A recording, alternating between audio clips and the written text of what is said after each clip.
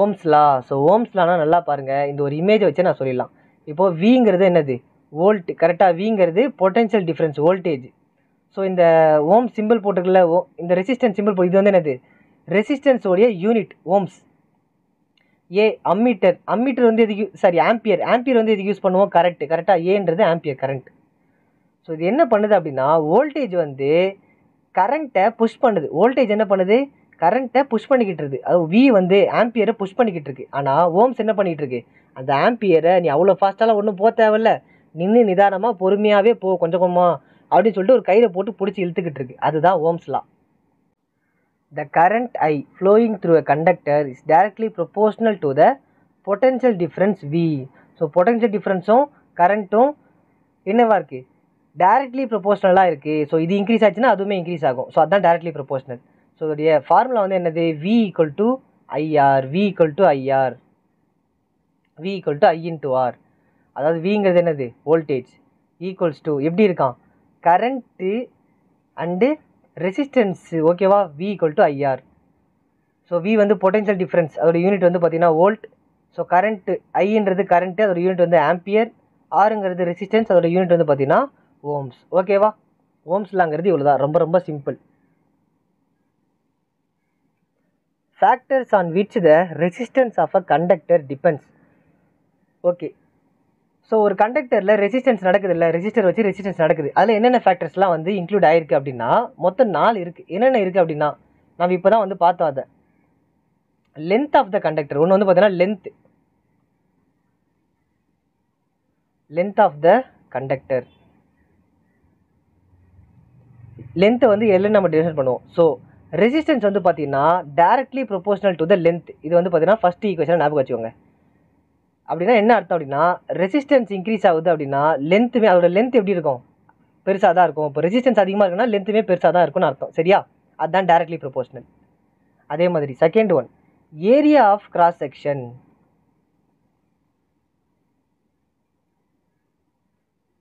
Area of cross section ஏன்னு denote பண்ணுவோம். Sir ஆம்பியரோ ஏன்றீங்க, இது என்ன சார் இங்கேயோ ஏன்றீங்க அப்படின்னா ஏரியா ஆஃப் கிராஸ் செக்ஷன். இந்த இடத்துல ஃபேக்டர்ஸ்க்காக சொல்கிறேன். ஏரியா ஆஃப் கிராஸ் செக்ஷன் ஏன்னு சொல்லிப்போம். இல்லை ஏஆர்னு வச்சுக்கோ, ஒரு பிரச்சனையும் இல்லை. ஏன்னு வச்சுக்கோ, ஏஆர்னு வச்சுக்கோ, ஒரு பிரச்சனையும் இல்லை. ஆனால் ஏன்னு வச்சுக்கிட்டா பெட்டர். ஸோ உனக்கு அண்டர்ஸ்டாண்டிங் வேணால் ஏஆர்னு வச்சுக்கோ. ஸோ இங்கே என்ன எப்படி இருக்குது அப்படின்னா, இதில் வந்து பார்த்தீங்கன்னா resistance inversely proportional to the area of the cross section. இது வந்து பார்த்தீங்கன்னா ஈக்குவேஷன் 2. ஏன் சார் இன்வர்ஸ்லி ப்ரொபோஷனல் அப்படின்னா, ஏன் அப்படின்னா இப்போ ரெசிஸ்டன்ஸ் வந்து பார்த்தீங்கன்னா அதிகமாக இருக்குது அப்படின்னா அதோடைய ஏரியா எப்படி இருக்கும்? ஏரியா வந்து பார்த்தீங்கன்னா கம்மியாக இருக்கும். ஏரியா ஆஃப் கிராஸ் செக்ஷன் வந்து பார்த்தீங்கன்னா கம்மியாக இருக்கும். ஒன்று அதிகமாக இருந்துச்சுன்னா இன்னொன்று கம்மியாக இருக்கும். அதுதான் வந்து பார்த்தீங்கன்னா என்னது? Inversely proportional. இன்னொன்று வந்து நேச்சர் ஆஃப் த மெட்டீரியல். ஒரு மெட்டீரியல் எப்படி இருக்குன்றதை பொறுத்து. அந்த மெட்டீரியல் வந்து கரண்ட்டை நல்லா பாஸ் பண்ணுமா, இல்லை பார்ஷியலாக பாஸ் பண்ணுமா, பாஸே பண்ணாதா, இல்லை எவ்வளோ அளவில் பாஸ் பண்ணும் அப்படின்றது. நெக்ஸ்ட் வந்து பார்த்தீங்கன்னா டெம்பரேச்சர் ரொம்ப ரொம்ப முக்கியம். டெம்பரேச்சர் இந்த 4 தான் என்ன பண்ணுது? Resistance of a conductors dependent. இந்த ஃபேக்டர்ஸ்லாம் வந்து பார்த்தீங்கன்னா எல்லா கண்டக்டர்ஸ்லையும் ரெசிஸ்டன்ஸை டிபெண்ட் பண்ணியிருக்கும் அப்படின்றாங்க. இன்னொரு விஷயம் நல்லா தெரிஞ்சுக்கோங்க. அதாவது இப்போ நான் சொன்னதுலேருந்து சொல்கிறேன். ஒரு ஒயர் வந்து ஷார்ட்டாக இருக்குது. ஓகேவா? Short wire. ஒரு ஒயர் வந்து ஷார்ட்டாக இருக்குது அப்படின்னா அது வந்து பார்த்தீங்கன்னா லெஸ் கொலிஷன் வந்து பார்த்தீங்கன்னா கம்மியாக தான் இருக்கும். கொலிஷன் வந்து கம்மியாக இருக்கும். ஸோ அப்போ என்ன நடக்கும் அப்படின்னா ரெசிஸ்டிவிட்டி கம்மியாயிரும். ஸோ லெஸ் கொலிஷன் அப்படின்னா ரெசிஸ்டிவிட்டி வந்து பார்த்தீங்கன்னா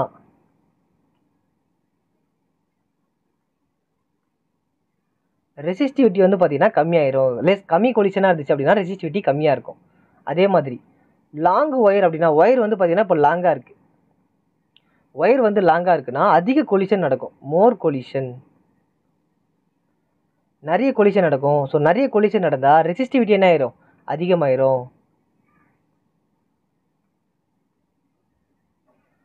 ஸோ ஷார்ட் ஒயர்னா லெஸ் கொலிஷன், ரெசிஸ்டிவிட்டி கம்மியாக இருக்கும். லாங் ஒயர்னா மோர் கொலிஷன், ரெசிஸ்டிவிட்டி அதிகமாக இருக்கும். சரியா? நெக்ஸ்ட் இப்போ வந்து பாருங்க, இது வந்து பார்த்தீங்கன்னா ஒரு தின் ஒயர். இது வந்து பார்த்தீங்கன்னா ஒரு தின் ஒயர். ஃபர்ஸ்ட் ஒன் இது வந்து பார்த்தீங்கன்னா தின் ஒயர். இது வந்து செகண்ட் ஒன். இது பாருங்கள் ஒயர் எப்படி இருக்குது? திக்காக இருக்குது. Thick wire. சரியா? Thin wire, thick wire. இதில் நல்லா பாருங்கள், area of cross section. Area of cross செக்ஷன்றது திக்னஸை பொறுத்து சொல்கிறது தான் ஏரியா ஆஃப் கிராஸ் செக்ஷன். சரியா? நம்ம ஏரியா ஆஃப் கிராஸ் செக்ஷன் என்ன படிச்சிருக்கோம்? Resistance inversely proportional to the area of cross section சொல்லிட்டு படிச்சிருக்கோம். கரெக்டாக? ரெசிஸ்டன்ஸ் எப்படி இருக்குது? Inversely proportional to the area of cross section. அதை தான் நம்ம இவ்வளோ நேரம் பார்த்துக்கிட்டு இருந்தோம். சரி, இதில் ஃபஸ்ட் ஒன் வந்து பாருங்கள், ஃபஸ்ட் ஒன் வந்து தின் ஒயர். ஒயர் வந்து தின்னாக இருக்குது. அப்போ ஏரியா வந்து எப்படி இருக்குது? அதோட ஏரியா எப்படி இருக்குது? கம்மியாக தானே இருக்குது. ஏரியாங்கிறது என்னது? எவ்வளோ ஸ்பேஸை அது பிடிச்சி வச்சிருக்குன்றதா ஏரியா. டோட்டல் ஏரியா எவ்வளோனா இது எவ்வளோ பெருசாக இருக்குன்றது தான். ஸோ தின் ஒயரில் ஏரியா எப்படி இருக்குது? கம்மியான ஏரியா. இவ்வளோதான் இருக்குது, இவ்வளோதான் இருக்குது. கரெக்டாக இவ்வளோதான் இருக்குது, கம்மியாக தான் இருக்குது. ஸோ அப்போது ஏரியா வந்து கம்மியாக இருக்குது comparing to the thick wire. அப்போ தின் ஒயரில் ஏரியா கம்மியாக இருக்குது. அப்போ என்ன நடக்கும் அப்படின்னா மோர் கொலிஷன். முன்ன பார்த்ததே தான் மோர் கொலிஷன். மோர் கொலிஷன் அப்படின்னா முன்ன நம்ம பார்த்தது லென்த். இது வந்து பார்த்தீங்கன்னா ஏரியாவில் பார்த்துக்கிட்டு இருக்கோம். மோர் கொலிஷன் அப்படின்னா ரெசிஸ்டிவிட்டி எப்படி இருக்கும்? ரெசிஸ்டிவிட்டி அதிகமாக இருக்கும். அதாவது ஏரியா கம்மியாக இருக்குது அப்படின்னா ரெசிஸ்டிவிட்டி அதிகமாக இருக்கும். ஏன்? அதுதான் இன்வெர்ஸ்லி ப்ரொபோஷனல். ஏரியா கம்மியாக இருந்தால் ரெசிஸ்டிவிட்டி அதிகமாக இருக்கும். அதுதான் இன்வெர்ஸ்லி ப்ரொபோஷனல். இப்போ செகண்ட் திக் ஒயருக்கு பாருங்கள். திக் ஒயருக்கு ஏரியா வந்து பாருங்கள் இவ்வளோ பெரிய இடம். கரெக்டாக? பெரிய இடம் இது நல்லா. ஸோ அப்போ ஏரியா வந்து எப்படி இருக்குது? ஏரியா வந்து அதிகமாக இருக்குது. ஏரியா அதிகமாக இருந்தால் ரெசிஸ்டிவிட்டி எப்படி இருக்கும்? ஸோ கொலிஷன் வந்து பார்த்திங்கன்னா கம்மியாக தான் இருக்கும். Less collision. அப்போ லெஸ் கொலிஷன். ஸோ ஏரியா அதிகமாக இருந்தால் ரெசிஸ்டிவிட்டி எப்படி இருக்கும் அப்படின்னா கம்மியாக இருக்கும். ரெசிஸ்டிவிட்டி கம்மியாக இருக்கும். ரெசிஸ்டிவிட்டினா கரண்ட்டை வந்து பிளாக் பண்ணுறது, தடை பண்ணுறது, அவ்வளோதான். இப்போ ஏரியா வந்து கம்மியாக இருக்குது. அப்போ என்ன பண்ணோம்? கரண்ட்டு தடை பண்ணுறது வந்து அதிகமாக இருக்கும். ஏரியா பெருசு அதிகமாக இருக்குது அப்படின்னா கரண்ட்டை தடை பண்ணுறது கம்மியாக இருக்கும். அவ்வளோதான். So if area decreases resistivity increases. If area increases resistivity decreases. இதுதான் இன்வெர்ஸ்லி ப்ரொபோஷனல். சரியா? டைரக்ட்னா ரெண்டுமே இன்க்ரீஸ் ஆகும். இன்வெர்ஸ்னா ஒன்று இன்க்ரீஸ் ஆகும், ஒன்று டிக்ரீஸ் ஆகும். அவ்வளோதான். இப்போ இதை வச்சு ஒரு ஈக்குவேஷன் இருக்குது. என்ன ஈக்குவேஷன்னா ஃபஸ்ட் ஈக்குவேஷன் நம்ம என்னென்னு படித்தோம்? லென்த்தை வச்சு resistivity directly proportional to length. இது வந்து பார்த்தீங்கன்னா ஃபஸ்ட் ஈக்குவேஷன். செகண்ட் ஈக்குவேஷன் என்னென்னு பார்த்தோம்? Resistivity inversely proportional to the area. இது வந்து செகண்ட் ஈக்குவேஷன். சரியா? ஸோ இப்போ combining 1 and 2.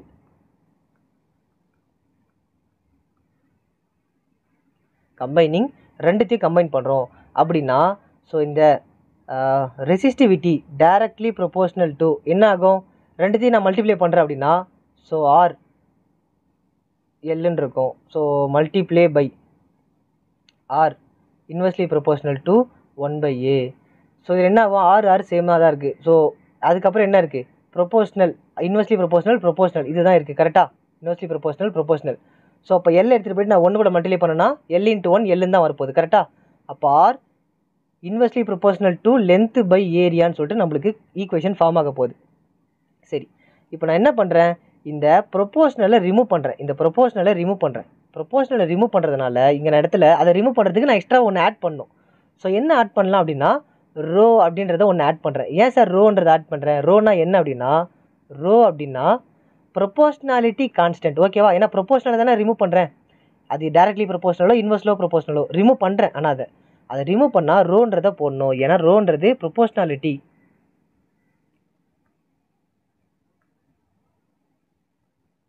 Constant.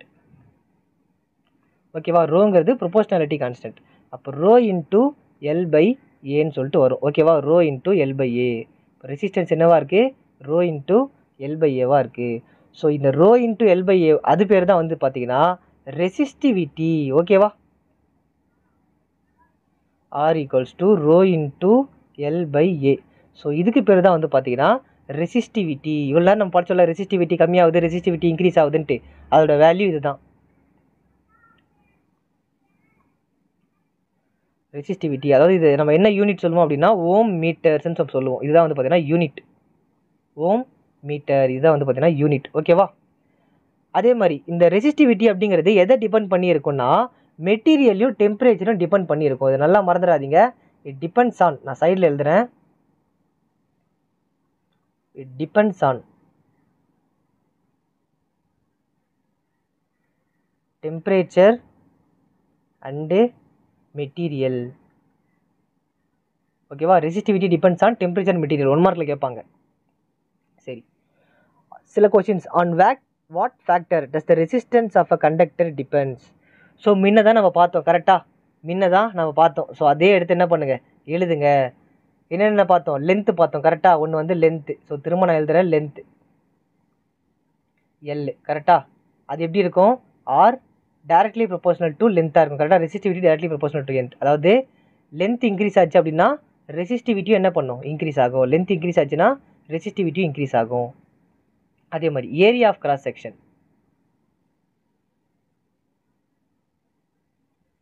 Area of cross section இது என்னன்னு பார்த்தோம், resistivity inversely proportional to the ஏரியான்னு சொல்லிட்டு பார்த்தோம் கரெக்டாக. அப்படின்னா என்ன, திக் ஒயராக இருந்துச்சு அப்படின்னா என்னவா இருக்கும், திக் ஒயராக இருக்குது அப்படின்னா திக் ஒயரானது ஏரியா வந்து அதிகம். அப்போ ஏரியா அதிகமாக இருந்துச்சு அப்படின்னா ரெசிஸ்டிவிட்டி எப்படி இருக்கும், கம்மியாக இருக்கும். சரியா. அதே மாதிரி nature of the material, nature of the material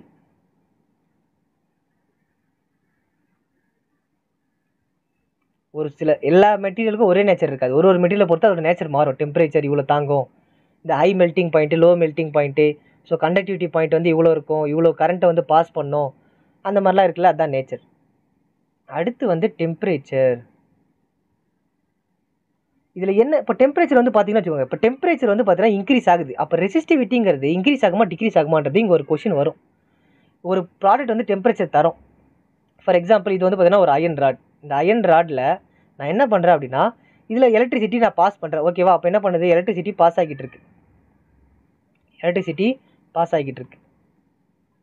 சரியா, எலக்ட்ரிசிட்டி பாஸ் ஆகிட்டு போயிட்டு இருக்கு. இப்போ நான் என்ன பண்ணுறேன், ஒரு ஹீட்டிங் சப்ஸ்டன்ஸ் ஏதோ ஒன்று, ஒரு கேண்டிலோ இல்லை வந்து பார்த்தீங்கன்னா ஒரு ஃபயர், எந்த ஃபயர் ப்ரொடியூஸ் பண்ணுற ஏதோ ஒரு ஹீட், சன்லைட்டாகவும் இருக்கட்டும், டேரக்ட் சன்லைட்டு ஆர் கேண்டிலை வச்சு நான் ஹீட் பண்ணிக்கிட்டு இருக்கேன், இல்லை டேரக்ட் சன்லைட் ரொம்ப சூடான இடத்துல நான் இருக்கேன், எதுனாலும் இருக்கட்டும்.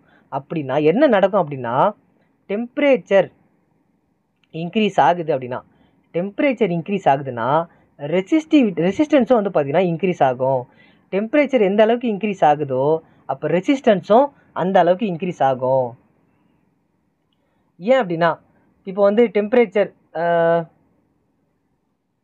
இந்த குளிர்காலத்தெல்லாம் எடுத்துக்கிட்டோன்னு வச்சுக்கோங்க, குளிர்காலம்லாம் எடுத்தீங்க அப்படின்னா, குளிர்காலம் வெயில் காலம் சம்மர் டைம்ஸ் வின்டர் டைம்ஸ்லாம் எடுத்தீங்க அப்படின்னா டெம்பரேச்சர் வந்து இன்க்ரீஸ் ஆகுது, ரெசிஸ்டிவிட்டி ஆட்டோமேட்டிக்காக என்ன ஆயிரும், இன்க்ரீஸ் தான் ஆகும். கரண்ட்டு தடைப்படுறது என்ன ஆகும், கரண்ட் வந்து அதிகமாக தடை பண்ண ஆரம்பிச்சிடும். ரெசிஸ்டிவிட்டி என்ன பண்ணும், கரண்ட்டை வந்து அதிகமாக தடை பண்ண ஆரம்பிச்சிடும். அதனால தான் லோ எலக்ட்ரிக் பவர் சப்ளைஸ்லாம் வரும். சம்மர் டைம்ஸில் வெயில் ரொம்ப அடித்து ஒயர்லாம் ஹீட் ஆச்சு அப்படின்னா நம்ம பில்டிங்ஸ்லாம் வந்து பார்த்திங்கன்னா கரண்ட் வரது ரொம்ப ரொம்ப விட்டு விட்டு வரும், இல்லை கரண்ட் வந்து லோ கரண்ட்டாக வரும். சில நேரம் வந்து டிரான்ஸ்ஃபார்மர்லாம் வந்து கரண்ட் ஹையாக வருது லோவாக வருதுன்னு மாற்றி மாற்றி வந்து புகஞ்செல்லாம் போதில்ல, அது காரணம் இதுதான். சரியா. சரி. Will current flow more easily through a thick wire or a thin wire of the same material when connected to the same source? Why? அதாவது இப்போது ஒரு ஒயர் எடுத்துக்கிறாங்க, அது ஏதோ ஒரு ஒயராக இருக்கட்டும், அது என்ன சொல்கிறாங்க, ரெண்டு ஒயர், ஒன்று வந்து திக் ஒயர், இன்னொன்று வந்து பார்த்தீங்கன்னா தின் ஒயர். எதில் வந்து கரண்ட் நல்லா ஃப்ளோ ஆகும், ஈஸியாக ஃப்ளோ ஆகும், அது சேம் மெட்டீரியல்னு வேறு சொல்லிட்டாங்க, ஒரே மெட்டீரியல். ஃபார் எக்ஸாம்பிள் நான் காப்பர் ஒயர் எடுத்துக்கிறேன்.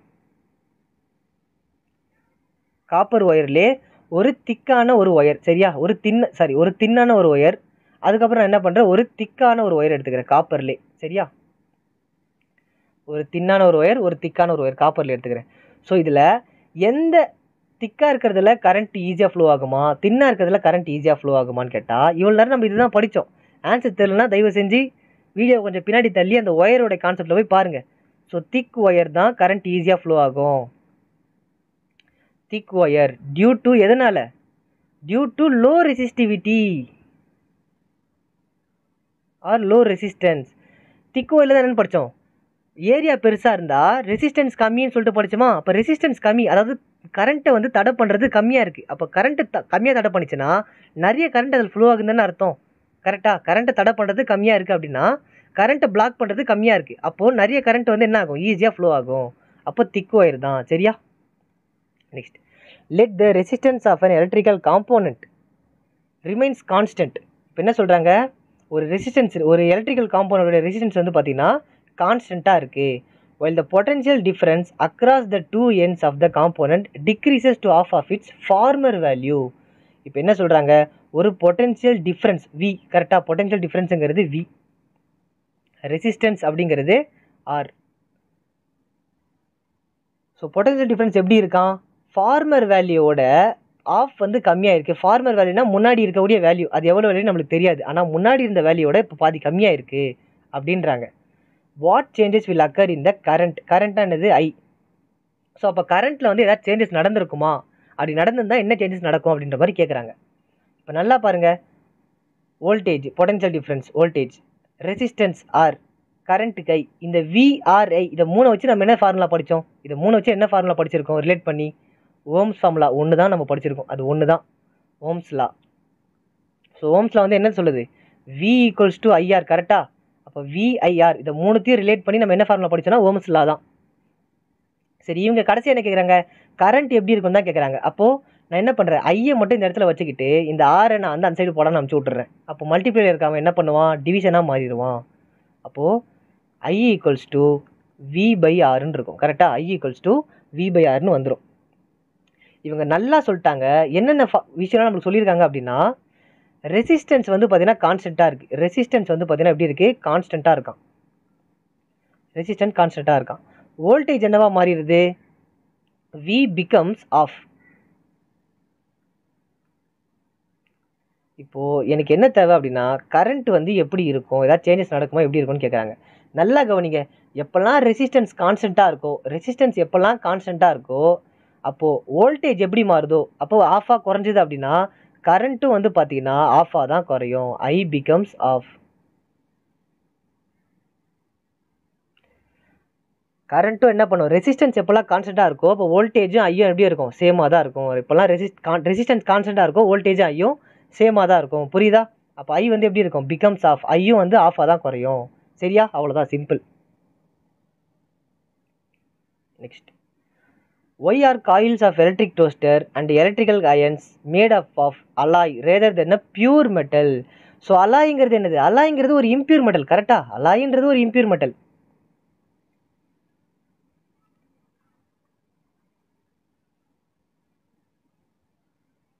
ஆர் காம்பினேஷன் ஆஃப் மெட்டல்ஸ், கரெக்டாக. அலாய்ங்கிறது combination of metals, pure metal கிடையாது. ஸோ பியூர் மெட்டலை விட அலாயை வந்து ஏன் இந்த மாதிரி electrical toaster, electrical irons, electrical heater, இந்த மாதிரி எலக்ட்ரிக்கல் அப்ளைன்சஸ்லாம் அதிகமாக யூஸ் பண்ணுறாங்கன்னு கேட்குறாங்க. அலாய் அப்படிங்கிறது வந்து பார்த்தீங்கன்னா அதோடைய டெம்பரேச்சர் எப்படி இருக்கும் அப்படின்னா ஹை ரெசிஸ்டிவிட்டி. ஓகேவா? அலாய்ங்கிறது வந்து பார்த்தீங்கன்னா ஹை ரெசிஸ்டிவிட்டி.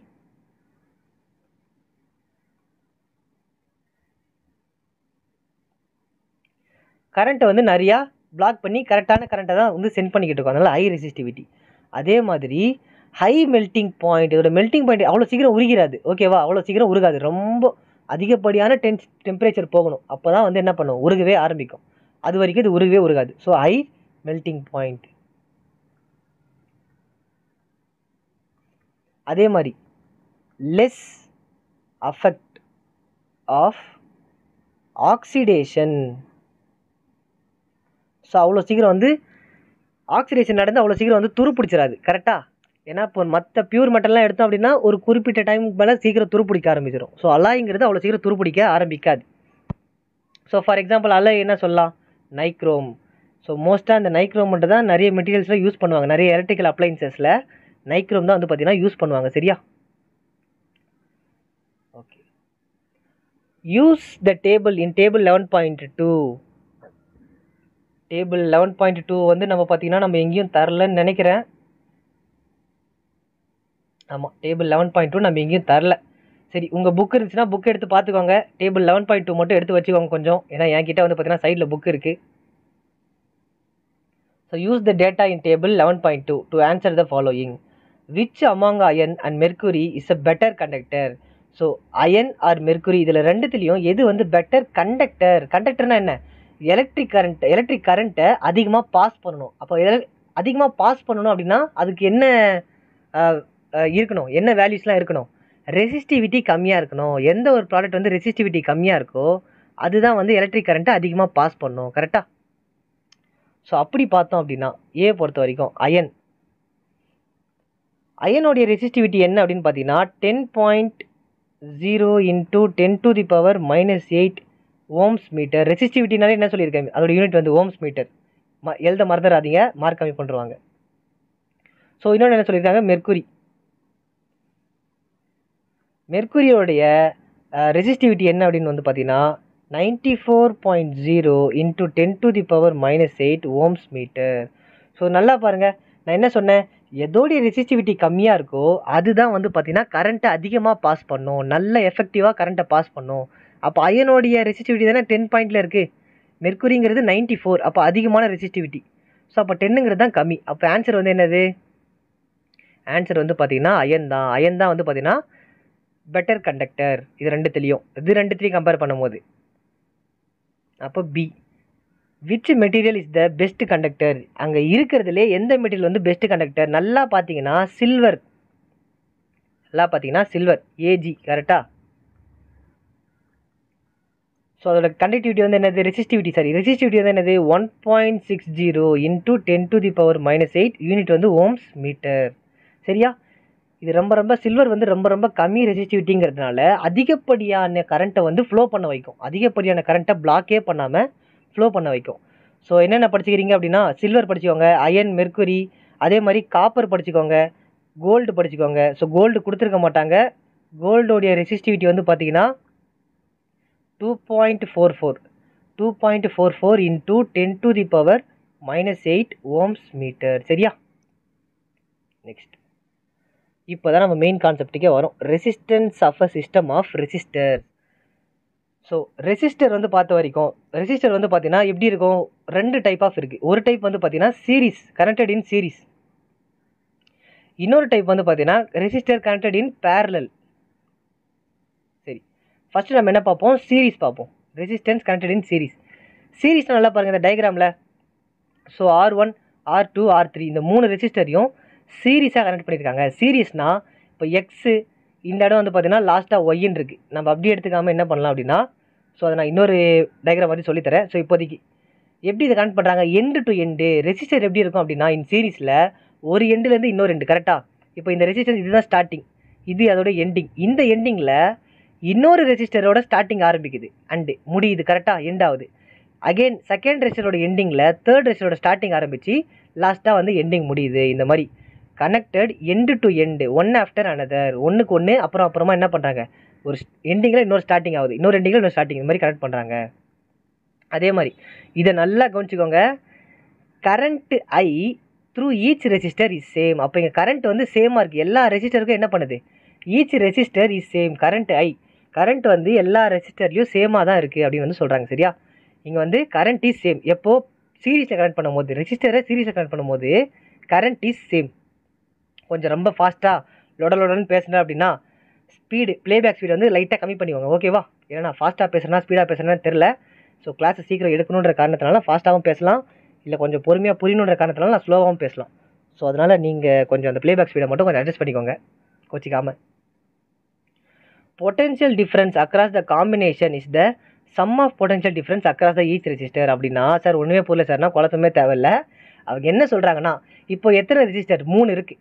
இப்போ இது 4 இருக்கலாம், 5 இருக்கலாம், 6 இருக்கலாம், 7 இருக்கலாம், எத்தனை ரெசிஸ்டர் வேணாலும் வச்சுக்கோ. ஸோ அப்போ ரெசிஸ்டன்ஸை நீ எப்படி கண்டுபிடிப்பா அப்படின்னா, டோட்டல் ரெசிஸ்டன்ஸ், அதுதான் REQ. டோட்டல் ரெசிஸ்டன்ஸ், EQன்றது சீரிஸ்.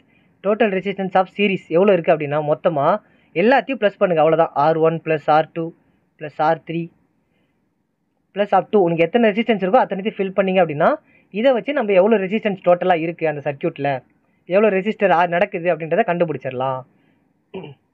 அதோட இன்னும் ரொம்ப மெயினான விஷயம் என்ன அப்படின்னா, ரெசிஸ்டன்ஸ் வந்து பார்த்தீங்கன்னா டோட்டல் ரெசிஸ்டன்ஸ் எப்படி இருக்கும் அப்படின்னா, சீரீஸில் இன்க்ரீஸ் ஆகிருக்கும்.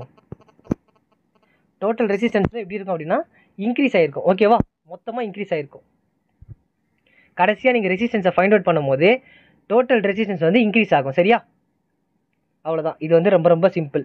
அண்டு நிறைய பேர் டவுட் வரும், சார் டயக்ராம் வந்து இப்படி தான் இருக்குமா சார், வேறு எப்படி இருக்காதா அப்படின்னு கேட்டிங்கன்னா, இருக்கும். டயக்ராம் வந்து இப்போ சப்போஸ் இப்படியுமே தரலாம் அவங்க. ஸோ இங்கே வந்து பார்த்தீங்கன்னா ஒரு வோல்டேஜ் கொடுத்துருப்பாங்க, வோல்ட் மீட்டரில் வோல்டேஜ், அதுக்கடுத்து ஒரு கீ இருக்கலாம், க்ளோஸ்டு கீ.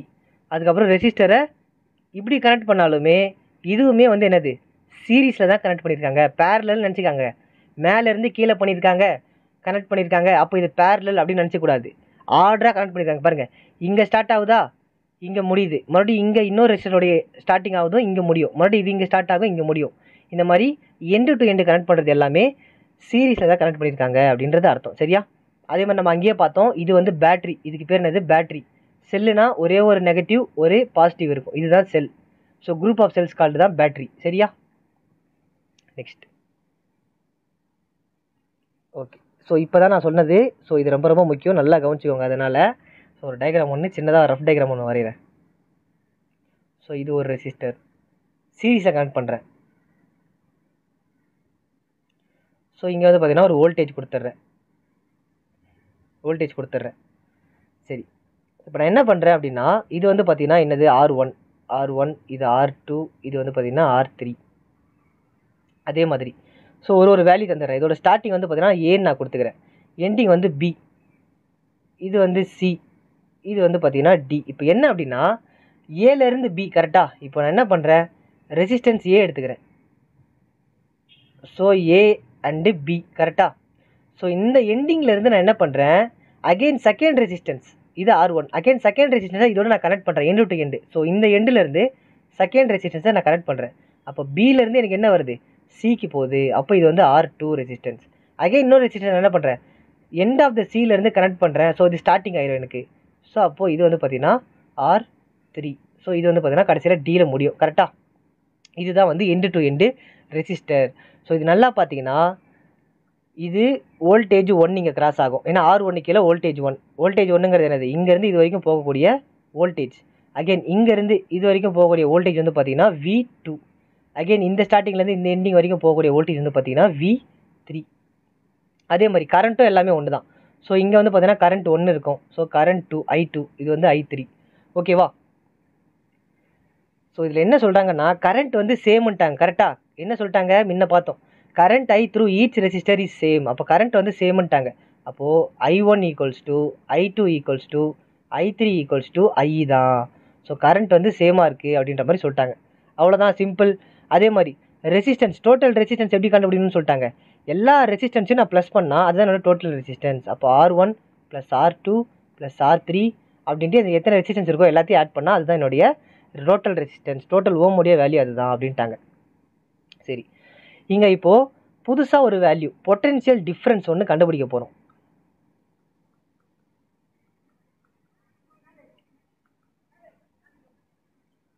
பொட்டென்ஷியல் டிஃப்ரென்ஸ் எப்படி கண்டுபிடிக்கணும் அப்படின்னா, ஹையர் டு லோவர். ஓகேவா? Higher voltage to lower voltage,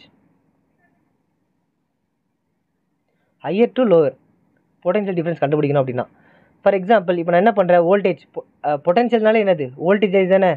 so V.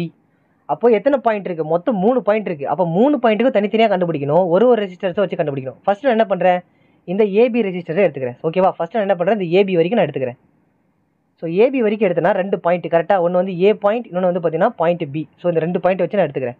ஸ்டார்டிங்கில் சொன்னல பொட்டென்ஷியல் டிஃப்ரென்ஸ், பார்க்கலாம், போய் பார்த்துட்டு வந்துருங்க.